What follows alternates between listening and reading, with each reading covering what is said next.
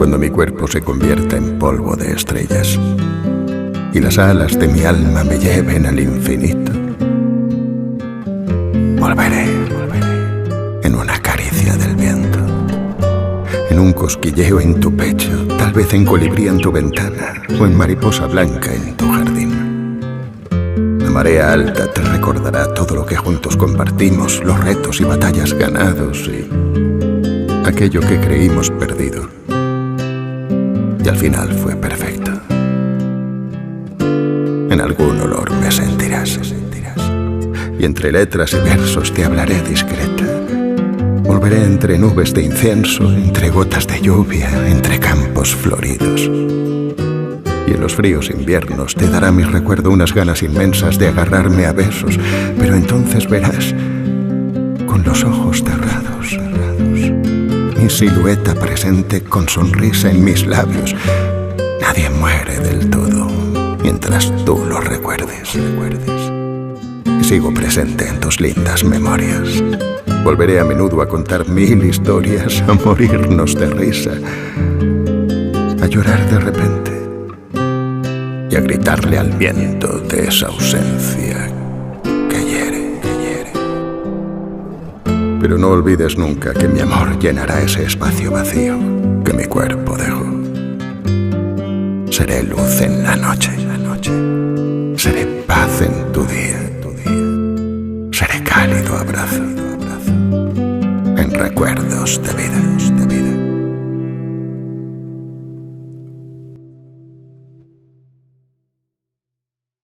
Buenas tardes, amigos de Literatura Visión, compañeros de la Academia Norteamericana de Literatura Moderna Internacional. Una vez más con ustedes, una vez más con el programa de Literatura Visión, que tiene muchísimo que dar todavía.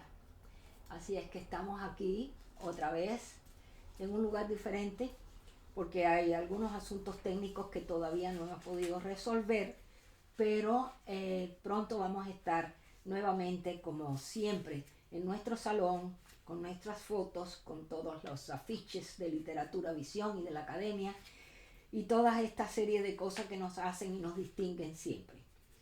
Bien, antes de seguir, quiero pedir muchísimas disculpas para todas aquellas personas que esperaban este programa desde principios del mes de octubre.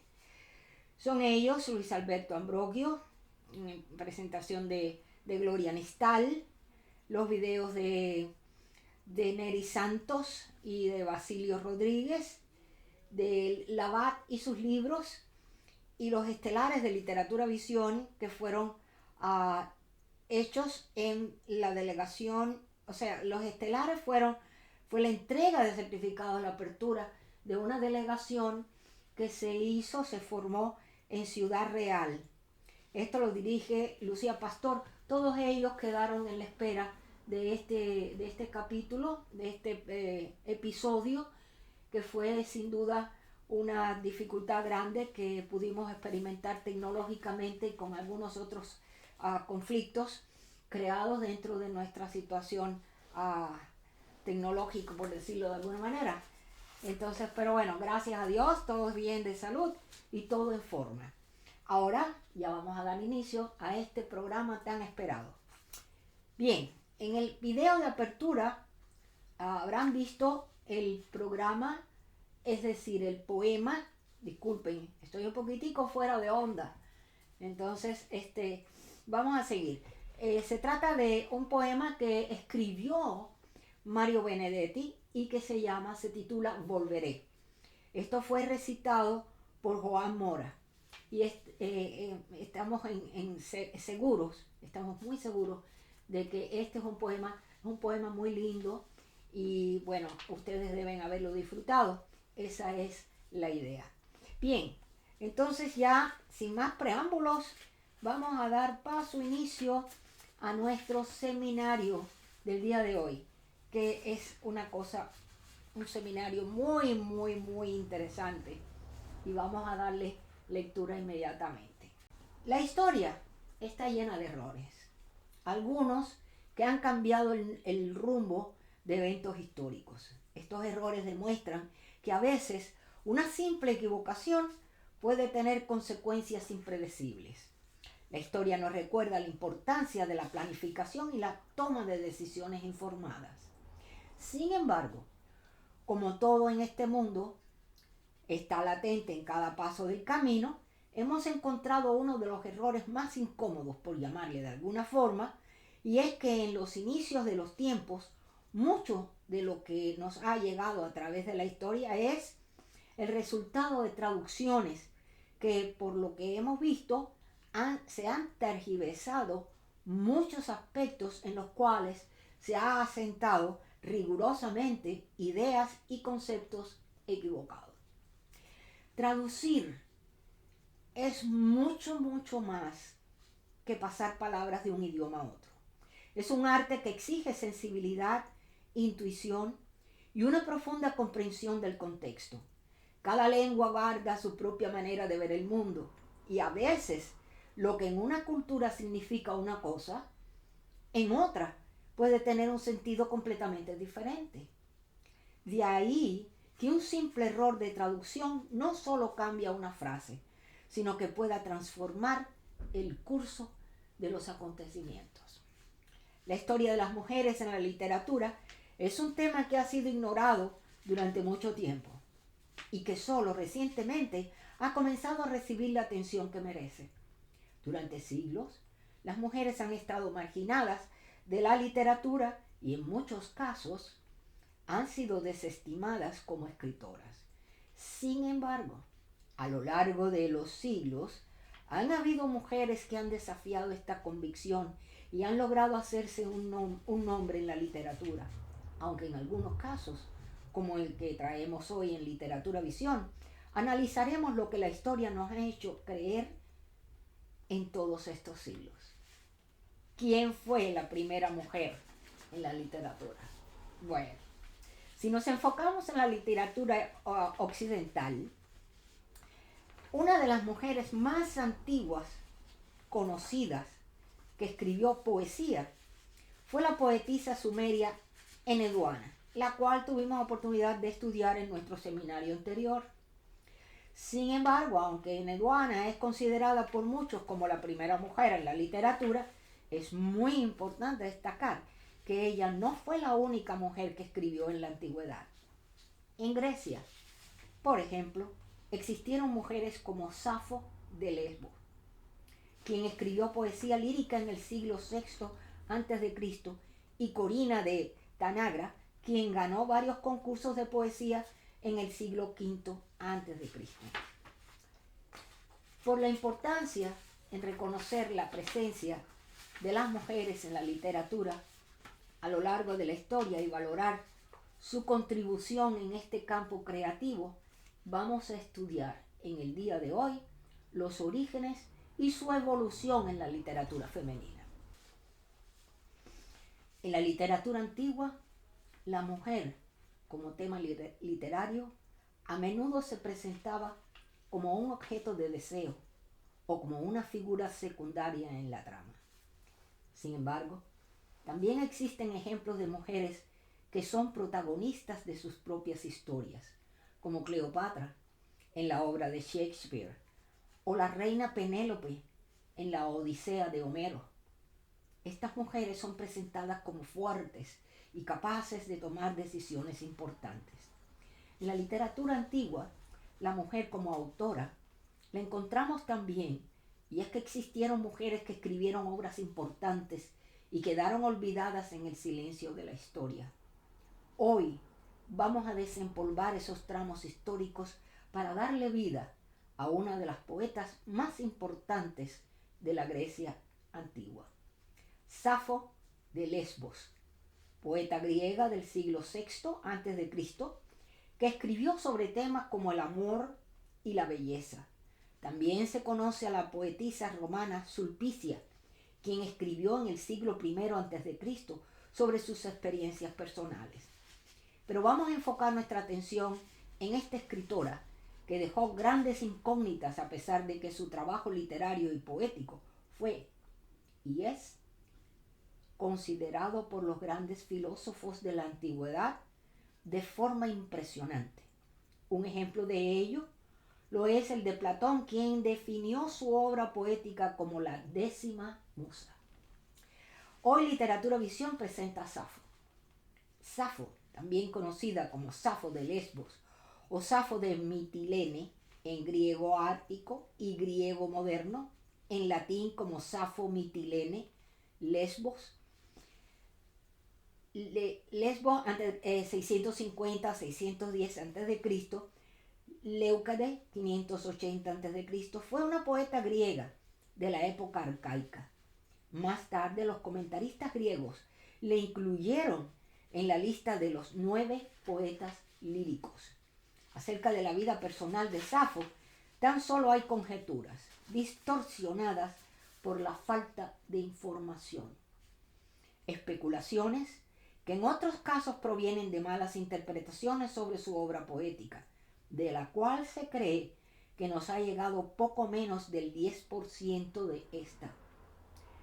Pero lo cierto es que existen pruebas de su poesía y sobre estas bases estudiaremos su trabajo literario.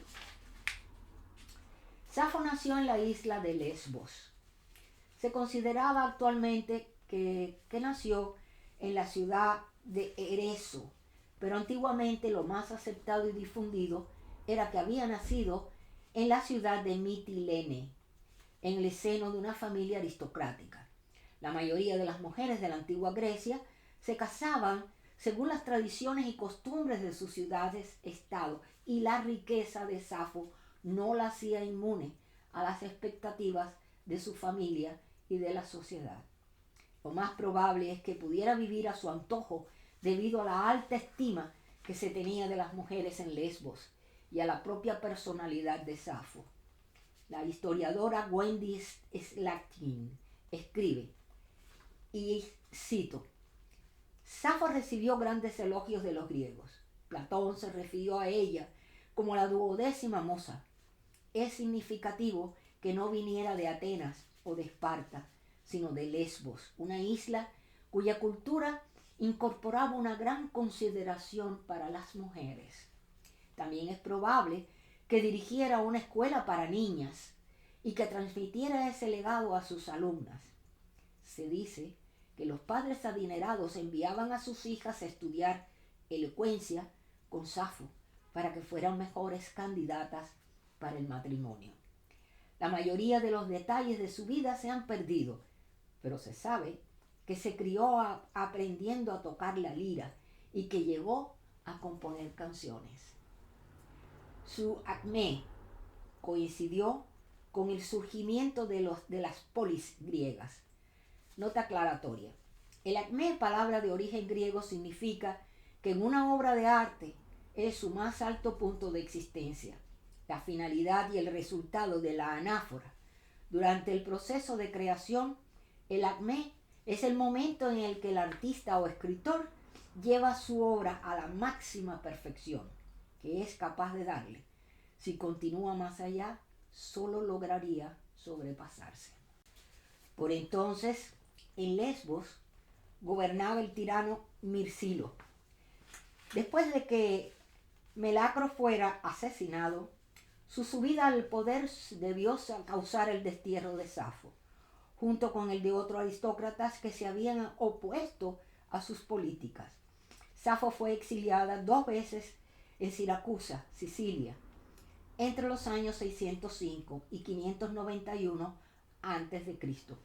Fue lo suficientemente famosa como para que se levantaran estatuas y se fabricaran cerámicas en su honor, y más tarde se acuñaran monedas en su nombre e imagen. Hay una leyenda surgida a partir de algún pasaje de su propia obra, en donde se narra la historia de Faón, un hombre bello del que se enamoró la misma diosa Afrodita. Según esta leyenda, Safo, inducida por la diosa, se suicidó lanzándose al mar desde la roca de Leucade, cuando su amor por Faón no se vio correspondido. Esta roca en la isla de Leucada era, al parecer, desde donde se lanzaban con frecuencia los enamorados para suicidarse. Eso estaba en esa época era popular el suicidio por amor. Otra versión afirma que Safo lo escribió como metáfora de una descripción amorosa, ya que en uno de sus fragmentos se describe como alguien que ya ha llegado a la vejez y que es incapaz de amar. El tema fue popularizado por el poeta latino Ovidio. Así, convirtió a Safo en una de las heroínas como autora de una carta de amor dirigida a Faón. De todas las heroínas de Ovidio, Safo es la única mujer cuya existencia se ha comprobado. Esta imagen de Safo, atormentada por un amor no correspondido, fue representada a menudo por los grandes pintores europeos del siglo XIX, que reflejan una visión romántica de Safo con el cabello suelto y apoyada en la roca de Leucade. Las obras que han sobrevivido son reflexiones profundamente personales sobre el deseo, el amor y la pérdida. No existen muchos datos biográficos sobre ella y solo se conocen algunos poemas y fragmentos extraídos de citas tardías o tradición indirecta y de papiros. De hecho, prácticamente todo lo que se sabe de su vida se dedujo a sus poemas. Parece que Safo lo entendió al pie de la letra y centró su obra en las emociones humanas más básicas y duraderas. El contenido amoroso de los mismos propició toda clase de habladurías y especulaciones sobre su vida. La académica, Susan McAllister comenta, y cito: Safo es la primera poeta griega existente que escribe expresamente sobre el sentimiento que genera el amor. El mejor ejemplo de ello, se encuentra en el que quizás sea el fragmento más famoso de Safo, la Phainetei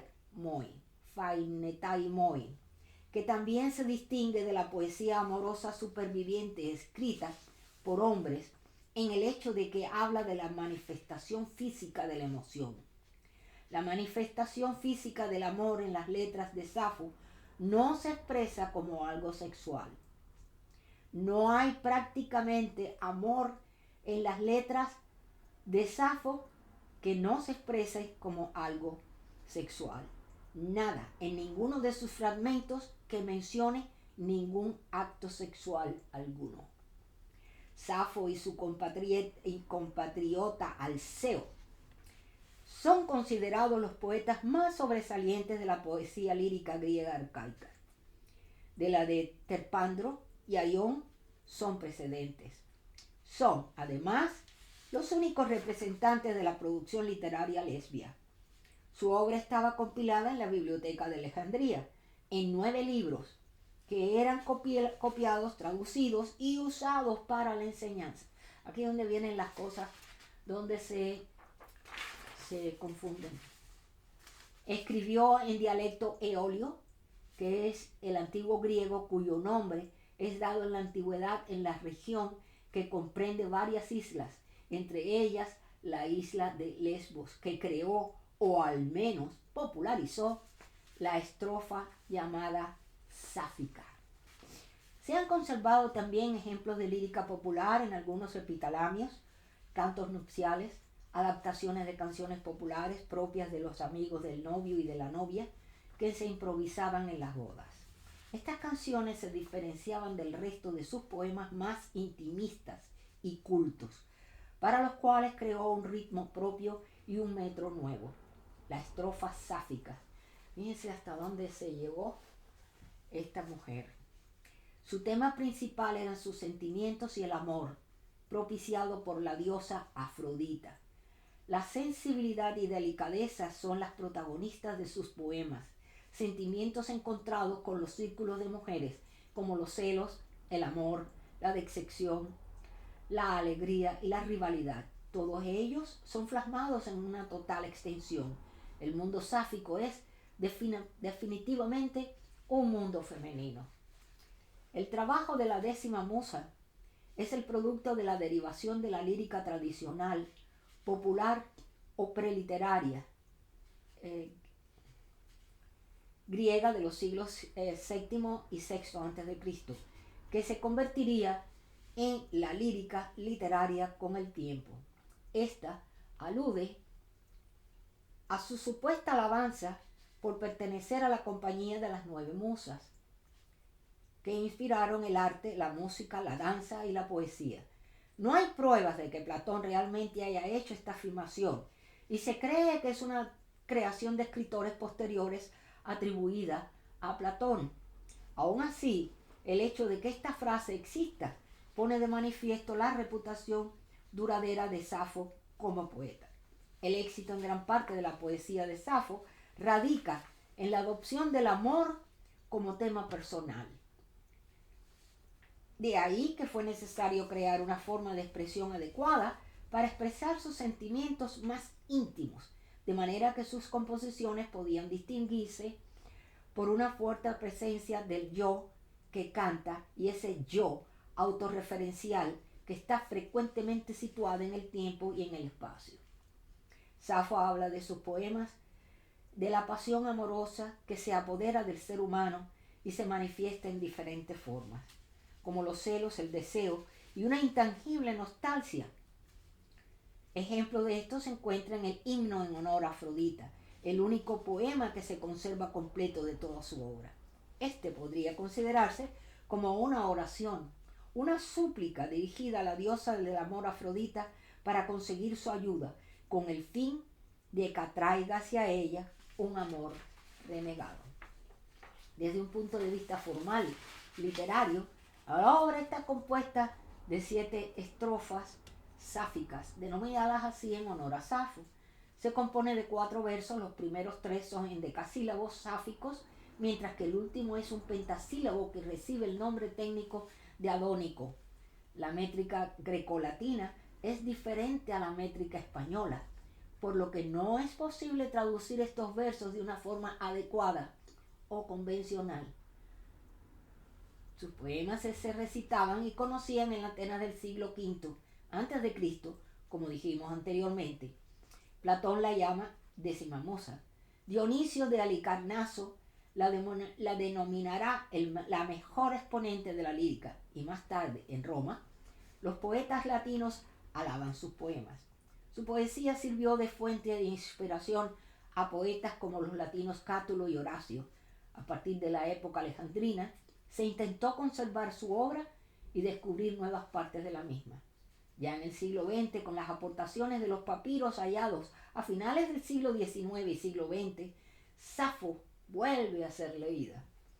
Así, Hilda Duoliter y Ezra Pound la utilizaron como modelo de concisión propia del imaginismo. Duoliter escribió en fragmentos a la manera sáfica. En Italia, sirvió como modelo para los poetas herméticos que buscaban la esencialidad de la poesía. La edición canónica de los poetas lesbios fue publicada en 1955 por Edgar Lovell y Dennis Page, Poetarum Lesbiorum Fragmentum. Esta edición y traducción conformó una visión diferente de la poeta. Perdió su leyenda para convertirse en una autora real.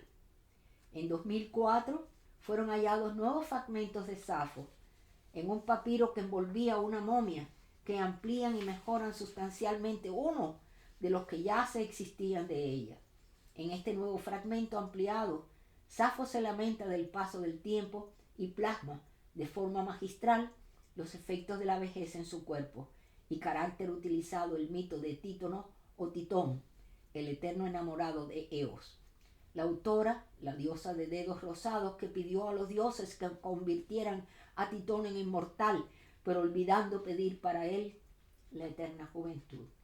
Esta es otra leyenda de la mitología griega que dejaremos para otro episodio de Literatura Visión. Así hemos comprobado que la historia una vez más se equivocó y echó a perder muchos años de historia. En lo que creíamos de una manera, estamos entendiendo que fue completamente diferente, de una idea mejor. Muchísimas gracias por compartir con nosotros la historia de Safo. Esperamos que esto te haya gustado. Así quedamos muy complacidos porque es una manera de reescribir la historia con fuentes mucho más benignas, mucho más verdaderas, y así bueno, hemos conocido a una Safo completamente diferente. Bueno, continuamos. Ahora viene nuestro querido doctor Luis Alberto Ambrogio, que es asesor cultural y presenta a Gabriela Mistral en esta serie de Literatura Visión, donde él nos trae este trabajo tan importante sobre lo que es una poeta también femenina, una poetisa, otra de las féminas que han llegado a recibir incluso el premio Nobel. Adelante, doctor, tiene la palabra. Buenas tardes, doctor Ambrogio. ¿Cómo se siente? ¿Cómo se encuentra en el día de hoy? Buenas tardes, Rosalía. Me encuentro muy feliz de estar con usted compartiendo esta pasión nuestra que es la literatura. Qué bueno. Bueno, pues entonces ya estamos listos. Nos va a brindar su presentación. ¿De qué se trata en el día de hoy? Bueno, hoy voy a hablar en general de, digamos, la presencia destacable y militante de las mujeres poetas en la historia de la lucha contra el histórico protagonismo insostenible ya del machismo discriminante y la importancia fundamental de los escritos de estas escritoras en la historia del feminismo y la presencia esencial de la mujer en la historia de la humanidad. Y me voy a detener o destacar o, digamos, hablar más sobre todo de la gran poeta chilena Gabriela Mistral. Pero antes quiero también hablar de las otras hispanas influyentes, más influyentes en este movimiento del feminismo y del luchar por la dignidad de la mujer. Y empezamos con Sor Juana Inés de la Cruz, que en su obra barroca y su defensa de la intelectualidad tiene esos versos icónicos que dicen: hombres necios que acusáis a la mujer sin razón.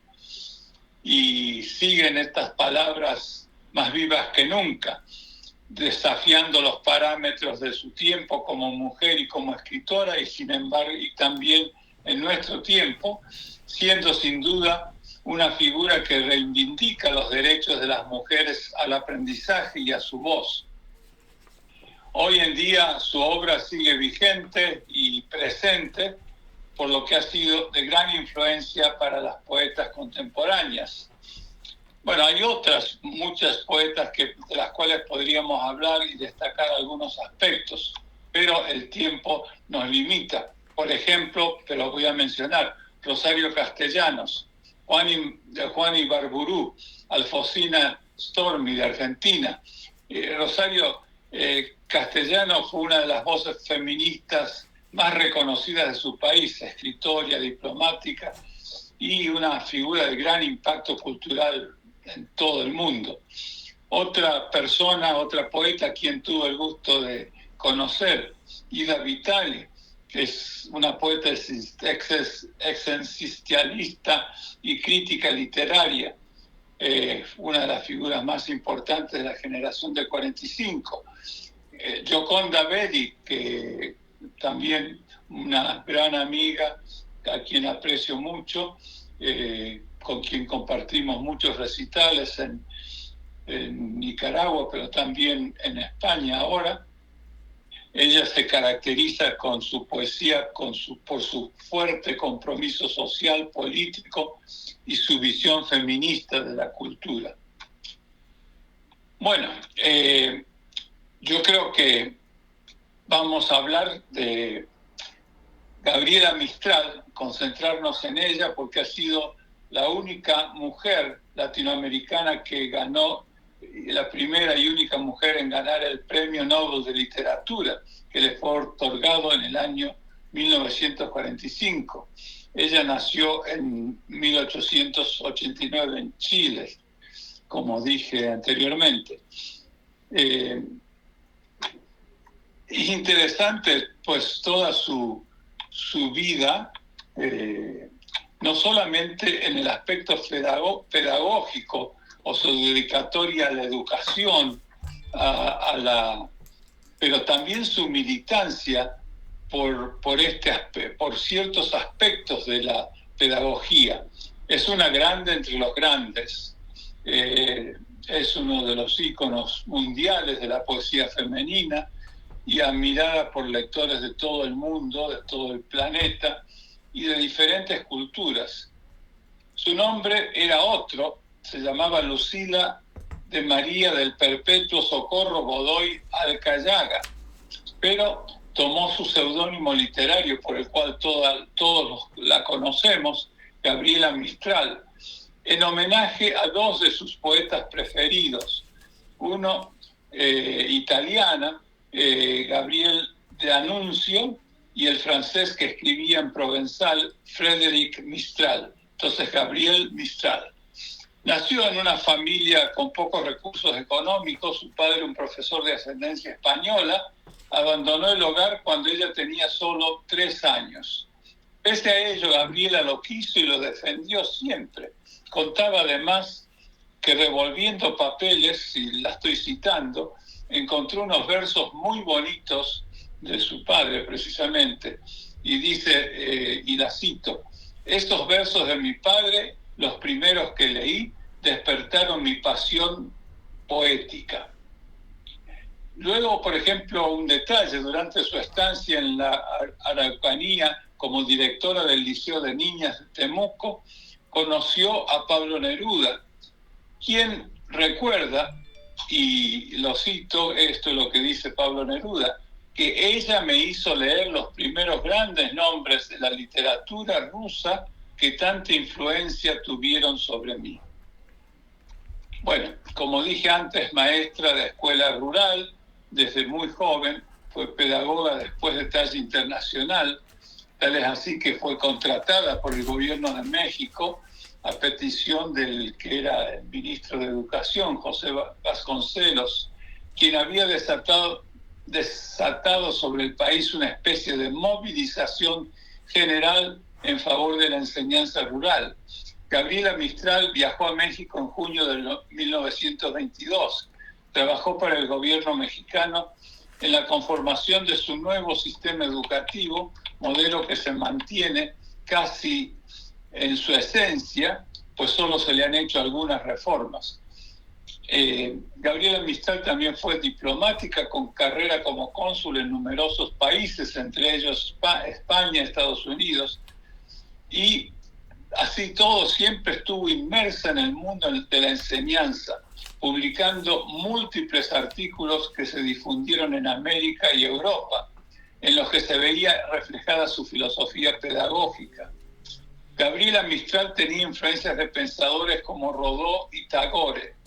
Creía en la enseñanza al aire libre, en la importancia de crear comunidad entre el alumnado, las madres y los obreros de la comunidad. Se interesaba mucho en el desarrollo del niño, tanto del niño como del adulto. Abogaba por un equilibrio entre la cultura europea y americana. Promovía el uso de las artes en el aula de las clases y promovía también un concepto religioso de la educación como vía para acercarse a Dios. Brillante poeta. La suya no es una poesía sencilla, humana, muy humana, de ternura, intimista, a veces dolorida. La religiosidad es frecuente en sus versos. Dedicó muchos poemas a la infancia, a los niños, a la maternidad, a las mujeres, pero siempre con una referencia que es importante, referencia social y de militancia dentro de sus ideas, de sus ejes discursivos. Por ejemplo, voy a acabar leyendo un poema en que se aprecian sus años como maestra rural, y es dedicado, o sea, un poema de la niñez, pero van a ver ustedes cómo, digamos, se reflejan muchos ejes discursivos dentro de las analogías y las metáforas de estos versos tan sencillos. El poema se titula piececitos, piececitos de niño azulosos de frío, cómo os ven y no os cubren, Dios mío, piececitos heridos por los guijarros todos, ultrajados de nieves y todos. El hombre ciego ignora que por donde pasáis una flor de luz viva dejáis, que allí donde ponéis la plantita sangrante, el nardo nace más fragante. Sed puesto que marcháis por los caminos rectos, heroicos como sois perfectos, piececitos de niño, dos joyitas sufrientes, cómo pasan sin versos las gentes. Perdón, cómo pasan sin veros las gentes. Bueno, yo creo que estos versos, digamos, ejemplizan lo que fue Gabriela Mistral, tanto como poeta, escritora, militante y educadora en toda su vida. Una de las figuras más relevantes de la literatura latinoamericana e hispanoamericana en general.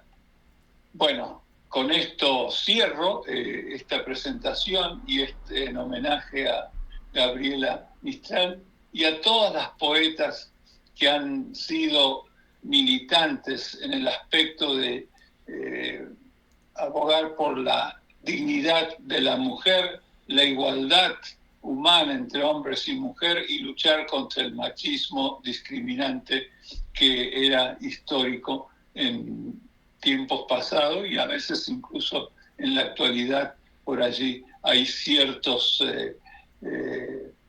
digamos, brotes de esta situación totalmente discriminatoria. Bueno, muchísimas gracias Graciela Mistral y todas las poetas que nos dan ejemplo, empezando por Sor Juana Inés de la Cruz. Muchas gracias. Gracias a usted, caramba. Lo esperamos la próxima vez. Así es, será un gusto venir de nuevo a compartir esta, como dije antes, pasión por la literatura. Muchas gracias, doctor. Hablaba yo con la señora Gloria Mistral, una académica desde Madrid, de la academia del capítulo Delegación de Madrid, y ella había estado con nosotros en el Congreso, en el tercer Congreso en la ONU el pasado 23 de junio, y hablando con ella sobre temas de lo que nos llamaba la atención, lo que ella había hecho allá en África, me dice: tengo algo más importante que comentarte, te voy a grabar un video y te lo mando. No habían pasado, yo creo que 48 horas ya tenía el video de Gloria. Muchísima pena me dio con ella porque lo vi, un video maravilloso que por supuesto ustedes van a compartir, y vamos a ver lo que Gloria nos trajo de esa conversación. Adelante, corre video. Buenos días desde Madrid, de España. Soy Gloria Mistral, miembro del capítulo de Madrid del Reino de España de la Academia Norteamericana de Literatura Moderna Internacional. Quiero agradecer a la Academia y en especial a su fundadora, la doctora Rosalía de la Soledad, personalidad a la que admiro profundamente, una mujer incansable, llena de proyectos, y a la que agradezco profundamente que me haya invitado a participar en esta nueva edición de la revista Literatura Visión. Yo en esta ocasión quiero hablar de otra mujer a la que también admiro profundamente. Se llama María Anzué y fue la primera mujer que escribió una novela, mujer africana, la primera mujer africana que escribió una novela en español. La novela se llama Ecomo, que es de lo que quiero hablar hoy, de María, su autora, y de la novela Ecomo, que, como digo, es la primera novela escrita en español en África por una escritora africana. Para que conozcan un poquito a María Anzué, pues bueno, yo tuve el inmenso placer de conocerla, y no solo de conocerla, sino de labrar una importante amistad con ella, porque en los 5 años en que viví en Guinea Ecuatorial, pues tuvimos una estrecha amistad y ella me propuso prologar sus 2 libros que realmente se publicaron en forma de libro. Ya tiene otras publicaciones, pero siempre se publicaron en revistas, pero la novela Ecomo y el libro de cuentos y relatos que, como digo, están publicados, los 2 me pidió que los prologase. Es algo que le agradezco y de una manera importante. Para que conozcan un poco a María, como digo, pues ella nació en 1948 en la zona continental de Guinea Ecuatorial, entonces llamada Guinea Española, porque ella nació en el 48 y Guinea Española llegó a independizarse y ser la actual Guinea Ecuatorial en 1968, 20 años después, de modo que 20 años de la vida de María ella era española y después pues tomó la nacionalidad de esa Guinea Ecuatorial independiente. Es importante también resaltar, porque hay mucha gente que no lo sabe, que hay ese país en África donde fue colonia española y el idioma que se habla es el español. Eso, como digo, pues poca gente lo conoce. El padre de María Angué fue un líder anticolonial y trabajó por la independencia. Llegó a ocupar importantes cargos durante la recién estrenada independencia en 1968. Pero después tuvo muchísimas diferencias con el primer presidente del país independiente, un gran dictador que diezmó la población, 1/3 de la población emigró, otro tercio fue pasada a las armas y solamente quedó en la Guinea independiente otro tercio de la población. El padre de María Anzué fue encarcelado y después ejecutado por el primer presidente de la independencia. María Anzué pasó su adolescencia, su infancia y su adolescencia en Madrid, y ahí es donde estudió pues, el bachillerato. Y después, ya con el segundo presidente de la independencia, que es el presidente actual, porque lleva varias décadas en el gobierno, ella ha tenido puestos de responsabilidad. Fue periodista de radio y fue periodista de prensa escrita, tuvo un cargo importante en el Ministerio de Cultura y de Educación y convivió entre España y Guinea durante años, pero al cumplir los 60 años se estableció ya de forma prácticamente permanente en Guinea Ecuatorial. Lo hizo aislándose del mundo, no quería móvil, no quería internet y vivía en una maravillosa playa en Riaba. Es una zona salvaje de la isla de Bioko, que yo conozco bien porque ahí es donde viví 5 años, y es donde se encuentra, en Bioko, en esa isla es donde se encuentra por el momento todavía la capital del país. Digo por el momento porque hay un proyecto de una ciudad en el interior, en la parte continental, que se llama Oyala o Djiblo, que significa Ciudad de la Paz, donde se está construyendo la que piensan que va a ser la futura capital de Guinea Ecuatorial. En todo caso, María siguió viviendo en esa playa retirada, con algún viaje entonces esporádico a España. Pues claro, ella en 2015, por ejemplo, pues fue nombrada académica correspondiente de la Real Academia Española y además fue nombrada Academia de la Lengua Española de Guinea Ecuatorial. Entonces sí que hacía algún viaje o bien a la capital de la isla o del país, o bien a Madrid para estar como correspondiente de la RAE. Murió el 18 de enero de 2017 cuando trabajaba en un proyecto de la Fundación Marianne Sué para niños desfavorecidos. Su obra no es muy amplia, tiene esos 2 libros que he dicho publicados y después en distintas revistas publicó poesía, publicó artículos muy progresistas para su época, porque son artículos en los años 90 y en los años 2000 hablando del patriarcado y del papel de la mujer muy secundario en África, de manera que ella fue una feminista importante.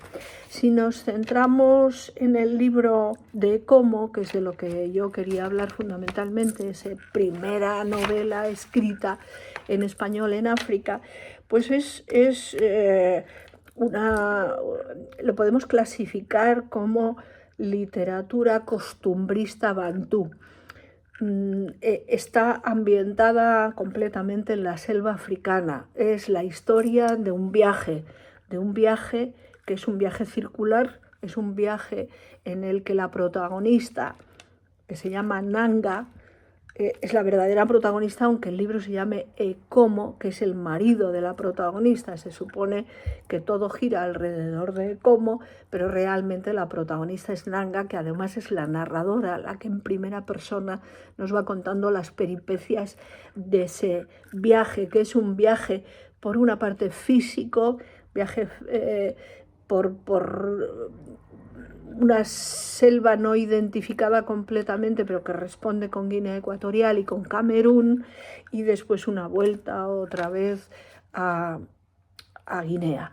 Ese viaje circular no solo es físico, como digo, sino que es un viaje espiritual en el que se va haciendo un cambio de mentalidad y en el que la protagonista, Nanga, nos cuenta su vida a base de flashback, de idas y venidas al pasado, de analepsis y de prolepsis, en las que nos va contando quién fue ella, cómo se sometió a su marido y cómo su mayor vocación, que era la danza y era una magnífica bailarina, dejó de practicar esa vocación porque se casó. Y eso lo cuenta de forma explícita. Dice: ¿por qué abandonaste la danza cuando eras la mejor bailarina de la tribu o incluso de la etnia? Porque me casé. Entonces ella va haciendo ese viaje, esa iniciación a su pensamiento, a la vez que lo que hace es transitar físicamente, porque lo que quiere es curar la pierna de su marido enfermo. El marido ha enfermado por distintas causas que no vamos a contar ahora, por distintas infidelidades, etc. Entonces ella toma la responsabilidad de llevarle al marido primero a curanderos africanos, que después de fracasar ya le recomiendan que se vaya a médicos europeos. Va haciendo ese tránsito, ese viaje, fracasando una tras otra, y al final tiene que regresar al punto de origen. Por eso digo que es un viaje circular, pero regresa con el marido muerto, con el marido realmente enterrado, y a lo largo de la novela, es una novela riquísima en descripción de mitos, de costumbres fang y costumbres bantú. Realmente es como si fuera una enciclopedia de las costumbres bantú. Por eso digo que es un libro que podríamos calificar de costumbrismo bantú. Nos va contando cuáles son todos los ritos, cuáles son los mitos. Incluso es una novela que, como la novela moderna inicial, como El Quijote, va intercalando determinados episodios que no tienen que ver directamente con la novela. Por ejemplo, pues la historia de Oyono el Canoso, donde nos cuenta cómo es la poligamia en África, o la historia de la teogonía de los dioses africanos. Y en estas historias que intercala nos va contando cuáles son las costumbres y nos va contando qué es lo más importante de la idiosincrasia del pueblo bantú. El problema grande que que tenemos al final del libro es cuando ella decide romper un tabú de la sociedad bantú, que es que la mujer no puede tocar el cadáver del hombre muerto. Como ella se encuentra en un país extranjero, está fuera de Guinea cuando el hombre muere, está en Camerún, decide que lo va a enterrar, que no va a dejar que su cuerpo sea pasto pues, de las alimañas, y lo entierra, con lo cual está pues violando el tabú de que la mujer no puede tocar el cadáver del hombre. Y como consecuencia de ello, lo que se impone en el mundo Fang es que sea lapidada y que sea enterrada con su propio marido, de manera que ella, a la vuelta a la tribu, es condenada y pasa varios días donde la quieren enterrar. Finalmente es salvada precisamente por un sacerdote cristiano que es africano y que es Fang. Entonces es importante esa simbiosis que hay entre el mundo animista, el mundo puramente bantú y el mundo cristianizado.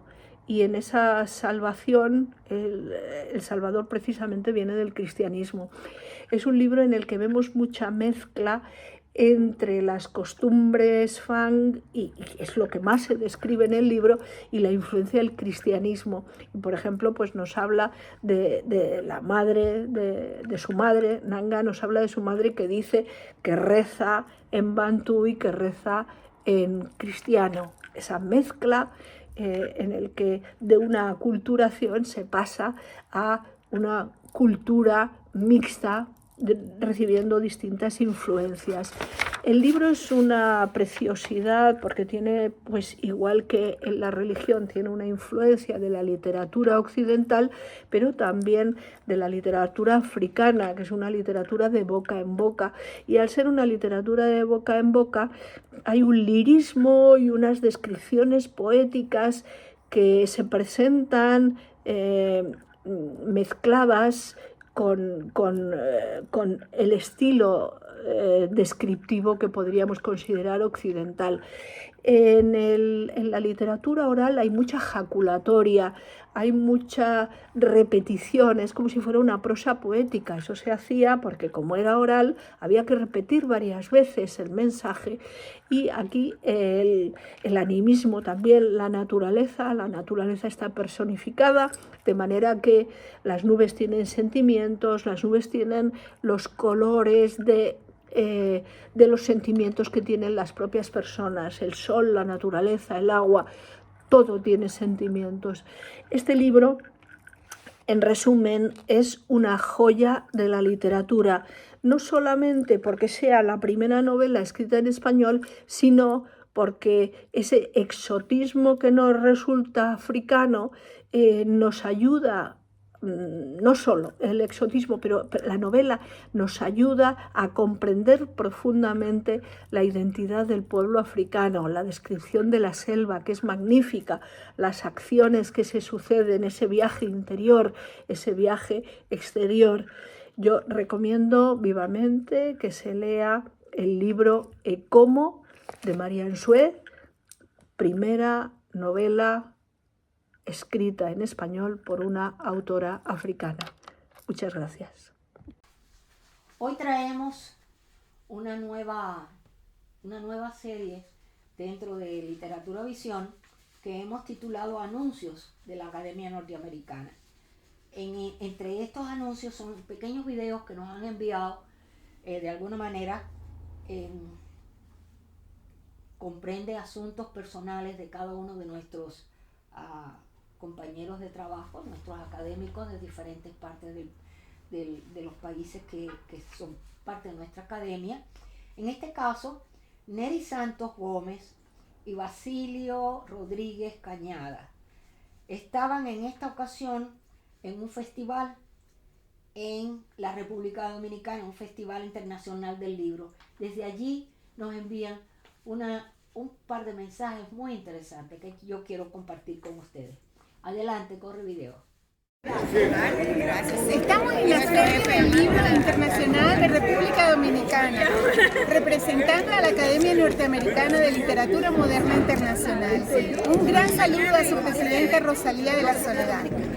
Efectivamente, estamos aquí un grupo de escritores y escritoras de diversos países, pero especialmente queremos enviar un saludo a todos los colegas que forman parte de esta prestigiosa academia, porque Nery Santos Gómez y Basilio Rodríguez Cañada somos embajadores culturales de la Academia y queremos dejar a esta institución bien ubicada, conectada con las instituciones y con los escritores dominicanos para que en el futuro podamos realizar diversas actividades con ellos. ¿Verdad, Nery? abriendo puertas aquí en República Dominicana y en el mundo para ustedes. Un fuerte abrazo y hasta muy pronto. Hasta pronto. Un saludo para la Academia Norteamericana de Literatura Moderna Internacional y a su presidenta Rosalía de la Soledad y todos sus miembros. Estamos aquí con el embajador cultural y miembro de la Academia, Basilio Rodríguez Cañada. Y con la embajadora cultural y miembro también de la Academia, Nery Santos Gómez. Y nos encontramos efectivamente en la Feria Internacional del Libro de Santo Domingo, una feria organizada con mucho cariño, con mucho mimo y en la que han participado un selecto grupo de escritores del grupo editorial Sial Pigmalión, personas también vinculadas directa e indirectamente con la Academia. Y esperamos que el próximo año nos puedan acompañar más académicos y académicas, dado que aquí en todas las actividades que hemos organizado ha estado muy presente nuestra institución, ¿verdad, Nery? Así es, siempre le hemos dedicado todos los espacios a la Academia, la nombramos, llevamos su nombre y bueno, nos despedimos. Esta noche tenemos un recital de poesía y están todos invitados virtualmente. Hasta pronto. Un saludo. Dentro de estos anuncios muy interesantes, le damos las gracias a Nery y a Basilio. Por cierto que tengo que hablar con Basilio porque estoy interesada en formar un pequeño trabajo con él. No me he olvidado de llamarle, lo que sucede es que hemos estado en otro pelaje de cosas increíbles. Pero bueno, estamos ahora, vamos a hablar ahora de Labat y sus libros. Esta es otra parte que vamos a incluir en estos programas de Literatura Visión. En este caso vamos a comenzar por Labat, a José Luis Labat Martínez, que ha escrito un sinfín de libros y vamos a presentar por el orden de que han escrito, vamos a presentar algunos las carátulas de ellos para que vean quién es Labat, qué ha hecho, pero principalmente vamos a hablar del motín de los gatos. Carlos II libera una encarnecida batalla contra la muerte y la sucesión. Sus enemigos políticos buscan sus propias victorias. Mientras tanto, en la Plaza Mayor de Madrid se escucha un grito libertario de un motín que dura pocas horas, pero que puede cambiar la vida del pueblo. Este es el motín de los gatos, con lo que él titula este libro, y muy interesante. Paralelamente transcurre la historia de un fraile que se ve envuelto en una conspiración y de una joven, presumiblemente hija de una de las criadas de un religioso con mucho poder.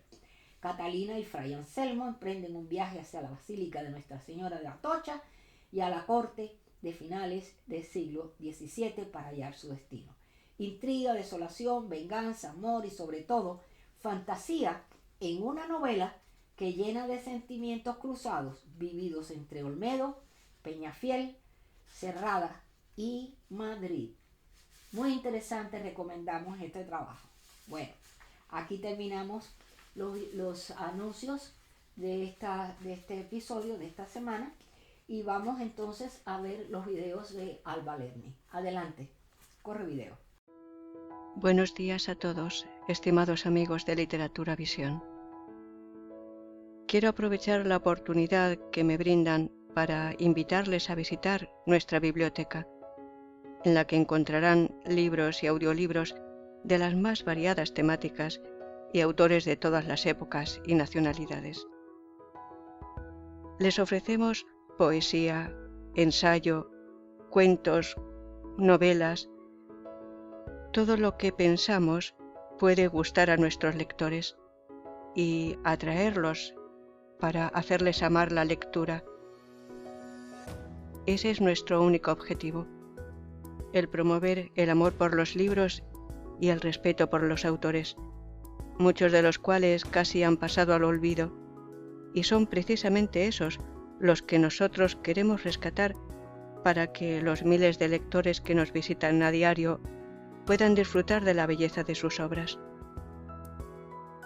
Cervantes, con su Don Quijote de la Mancha y las novelas ejemplares, Jorge Isaacs, con su novela María, Gustavo Adolfo Bécquer, con las rimas y leyendas, Santa Teresa de Jesús y cientos de autores más le esperan en nuestra página. Muchas gracias. Saludos y mis respetos desde España. Vamos llegando al final ya de este programa, que espero haya sido del agrado de ustedes. Tenemos grandes proyectos para los futuros programas de Literatura Visión. Espero nos acompañen como siempre, nos den sus observaciones, sus comentarios, sus ideas que puedan servir para aumentar el prestigio de nuestro programa. Entonces vamos ahora a presentar los estelares de Literatura Visión con la entrega de certificados a la apertura de la delegación Ciudad Real. Este video se llevó a cabo cuando la delegación Ciudad Real se abre en la Ciudad Real, y esto lo dirige Lucía Pastor. Ella es delegada de Valencia, pero vino aquí a presentar a todos estos nuevos compañeros de la academia. Hizo un trabajo excelente. Queremos mucho a Lucía porque ella es muy entregada a todo lo que es la poesía y demás. Una gran poetisa y una gran amiga, una gran compañera de trabajo y una gran mujer. Adelante, corre video en estos estelares de Literatura Visión, en este programa nuevamente comenzando en el mes de noviembre, y les damos a todos ustedes muchísimas gracias por seguir nuestro programa. Entonces, hasta pronto y, como siempre, vamos por más. Bien, pues una vez realizados los agradecimientos, vamos a hacer un pequeño acto de la Literatura Moderna Internacional, capítulo Reino de España.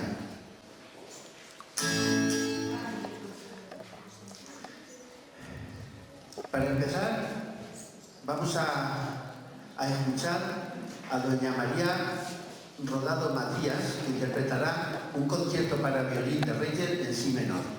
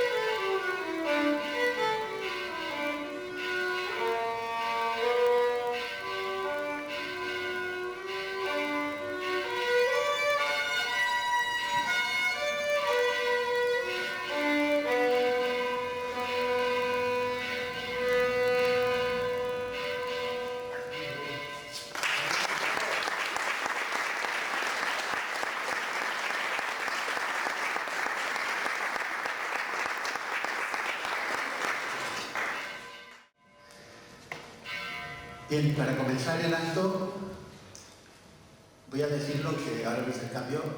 Voy a presentar a doña María del Carmen Aranda, vicepresidenta de la Academia. Ayer por la tarde, a eso de las 7:30, se puso en contacto con nosotros que por un tema familiar grave no podía estar y nos mandó un pequeño mensaje para que lo viéramos. Os dejo con ella. Muy buenos días. Soy María del Carmen Aranda Fernández, la vicepresidenta y coordinadora nacional del capítulo Reino de España de la Academia Norteamericana de Literatura Moderna. Desde el estado de New Jersey, nuestra presidenta y fundadora, la doctora Rosalía de la Soledad, nos envía sus más cordiales saludos a todos, así como el total de la Junta Directiva de España, compuesta por don José Hoyo como director, Juan Francisco Santana, director, nuestra vocal Lucía Pastor y el canciller don Jaime Kozak. La presente que aquí habla, la coordinadora nacional. Hoy es un día muy especial y de verdad les digo de todo corazón que lamento muchísimo no poder acompañarles debido a un problema familiar que me ha surgido y era inevitable el quedarme aquí en Madrid. Y digo que es un día muy especial porque no siempre se tiene la oportunidad de compartir y de reunir a tantas personas admirables como ustedes. Desde aquí quiero agradecer tanto al Ayuntamiento de Ciudad Real como a Villanueva de los Infantes por su acompañamiento, por su apoyo y por el agradecimiento de estar con todos nosotros. Por supuesto, muchísimas gracias a todo el público y a nuestra nueva delegada, y que por este es el motivo por el que estamos aquí todos presentes, Vicky Ciudad o María Antonia Guijarro, así como a su subdelegado José Luis Ramírez, a Julián García Gallejo, Encarnación González, Leonor Rodríguez y bueno, estará también Lucía Pastor haciendo la entrega de estas membresías a todos ustedes. Muchísimas gracias. Muchos de ustedes ya conocen lo que es la Academia Norteamericana de Literatura Moderna Internacional, pero para los que aún no, les haré un breve resumen. Y quisiera empezar esta pequeña presentación por mi parte diciendo: no encerrarán entre murallas mi pensamiento, resido en las estrellas, escribió Benito Pérez Galdós. Y es que el lenguaje es el vestido de los pensamientos, en palabras de Samuel Johnson. La Academia Norteamericana de Literatura Moderna Internacional fue fundada en enero del 2015 en New Jersey, como dije anteriormente, por la doctora Rosalía de la Soledad, con el objetivo de establecer lazos de alto nivel ético y académico. En estos años, hasta la fecha de hoy, la Academia ha ido creciendo a través de sus múltiples actos, que son promover el estudio y cultivo de la literatura universal, la literatura hispanoamericana, poesía, prosa poética, así como la narrativa, e ilustrar el arte de las letras del español en los Estados Unidos de América y en todo el mundo. La Academia es una organización sin ánimo de lucro. Lo único que se persigue y que pretendemos es la difusión del español. Actualmente contamos con 19 delegaciones y representaciones. El capítulo Reino de España llegó en 2016, formándose una segunda junta directiva en 2020, que es la junta directiva que les he comentado hace escasos minutos. En comunión con España, otros países fueron creciendo y abriendo nuevos capítulos bajo la directiva de New Jersey. Ya lo dijo Séneca, sin prisa, pero sin pausa. Y así ha sido y es como la Academia sigue creciendo. Tenemos Argentina, Brasil, Costa Rica, Estados Unidos, Guinea Ecuatorial, Israel, República Dominicana y Túnez. Por ello ha recibido el certificado de rendimiento académico por la Organización de Naciones Unidas del Salvador. Hemos realizado congresos en la Biblioteca del Congreso de Washington, D.C., y en 2023 presentamos el segundo congreso ante los embajadores de las Naciones Unidas, llevando como tema principal la importancia de la lengua española como interconexión cultural. Asimismo, este pasado 23 de junio estuvimos también en la sede de las Naciones Unidas, en Nueva York, con el tema La cultura entre los pueblos y otros temas adicionados, todos relacionados con la cultura y con el español. El lenguaje no son solo las palabras, sino el vínculo portador de las raíces de nuestra cultura. Me hubiese gustado presentarles algunas diapositivas con nuestra presidenta fundadora, la doctora Rosalía de la Soledad, que tuvo la oportunidad de compartir con la reina Doña Sofía en la entrega de premios Reina Sofía de Poesía Iberoamericana, junto con el director del Instituto Cervantes, don Luis García Montero. Y bueno, pues fue un cóctel muy bonito que se ofreció a todos los invitados, en el que nuestra presidenta tuvo la oportunidad de tener algunas confidencias, ¿no?, con su majestad la reina, doña Sofía. Aprovecho un poquito también para informarles de todos los actos que se pueden realizar. Tenemos en la revista Publicaciones, la revista Otro Mundo es Posible. También tenemos un ciclo que hemos abierto, ciclo de tertulias de la Academia, en la librería Sial Pigmalión, en la que están todos ustedes invitados. Pueden realizar ensayos. Tenemos programas de televisión, literatura, visión y también los estelares que pueden ustedes grabar, hablar de su ciudad, de sus monumentos, de sus museos, de toda la cultura que tienen a su alrededor. Y para no entretenerles más, me gustaría cerrar con un pensamiento de Jean-Paul Sartre. Dijo: en las obras comprometidas, la evasión queda descartada. La literatura no debe ser el arte despreciable de pensar en otra cosa, sino el arte de pensar más profundamente las cosas. Enhorabuena a todos, a la nueva delegación de Ciudad Real. Les deseo muchísimos éxitos y les acompaño con el corazón y el sentimiento. Gracias a todos y feliz día.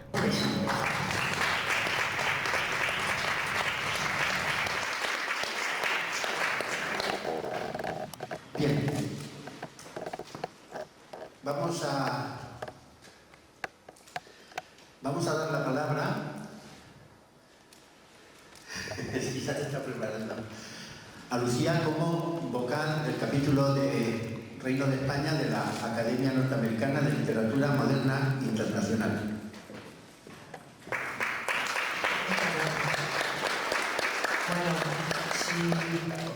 Voy a decir que yo al principio me apunté a este recital, no sabía nada de la academia, fue después.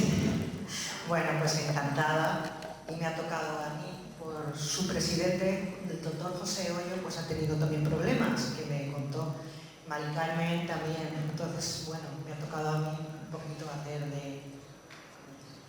Pero antes quiero decir unas palabras, comentar un poquito lo que ha dicho María del Carmen, pero quiero un poco también repetir lo que hace esta academia.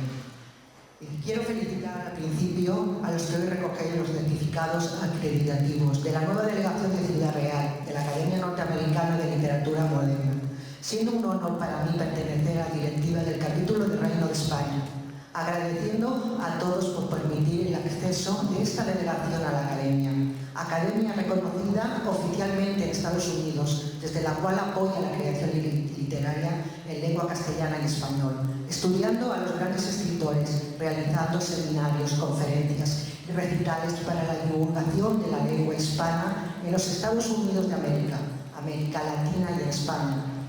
Bueno, yo desde el 2015, que fue fundada la academia, al poco tiempo fui miembro asociada, pero no fue hasta el 2020, con la entrada de la nueva directiva del capítulo de España, encabezado por su presidente, el doctor José Hoyo Rodrigo, el cual me nombró como vocal de dicha academia.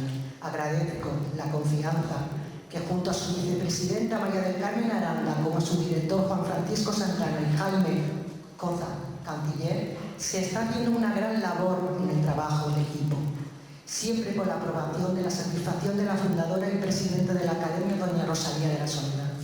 A veces no es fácil trabajar en equipo, y eso lo sabemos muchas veces. Y sin embargo, cuando existe el respeto, la comprensión y la confianza, crecemos todos, como está creciendo en estos meses la Academia en delegaciones de España, y que me enorgullece esta unión cultural, artística y humana, como la que se está realizando hoy aquí, en este maravilloso lugar de Villanueva de los Infantes. Agradeciendo a su ayuntamiento, como a Vicky Ciudad, como a su marido José Luis Ramírez, por hacerlo posible. Felicidades a todos los miembros de esta nueva delegación en representación de Ciudad Real. Que lo disfrutéis, que es lo importante. Gracias.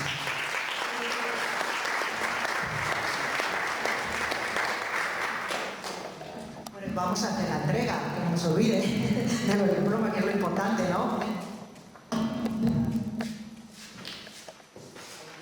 Tenemos aquí como una subpresidenta, doña Antonia Vicky Ciudad.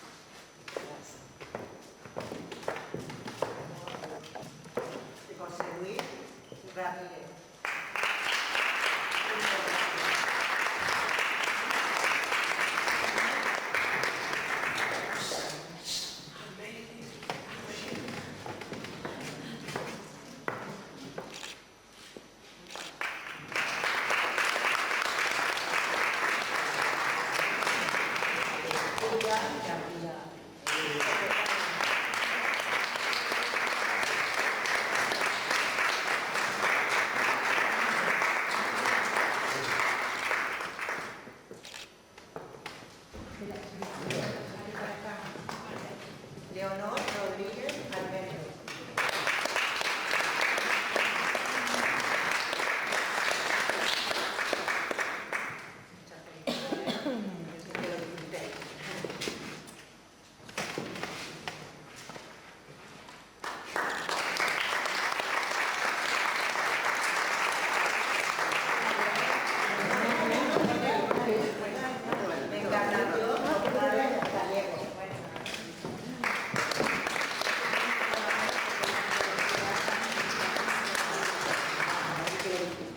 Parte de toda la academia, creo que es lo importante.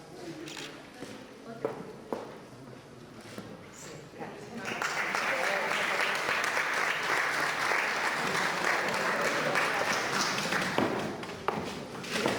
De todas formas, antes, bueno, hazme la foto de la de las palabras.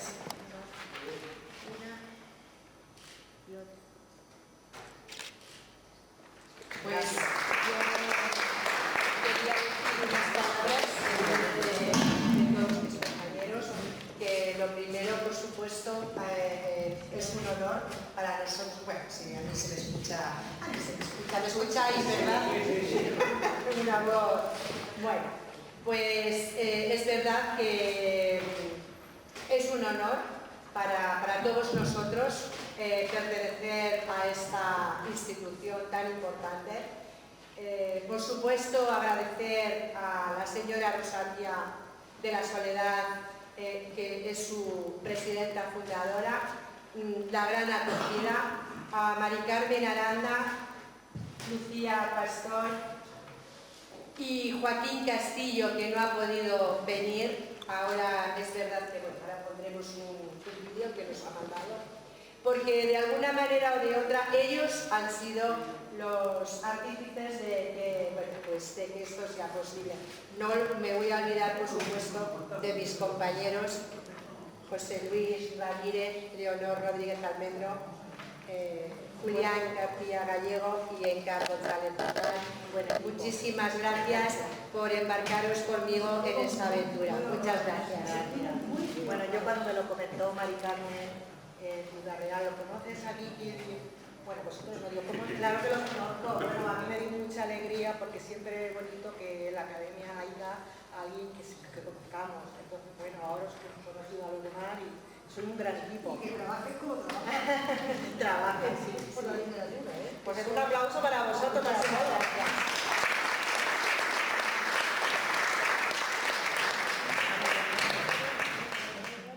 De Ciudad Real, la cual, bueno, pues hoy es el día de los problemas. También nos ha mandado un vídeo muy cortito para estar con nosotros.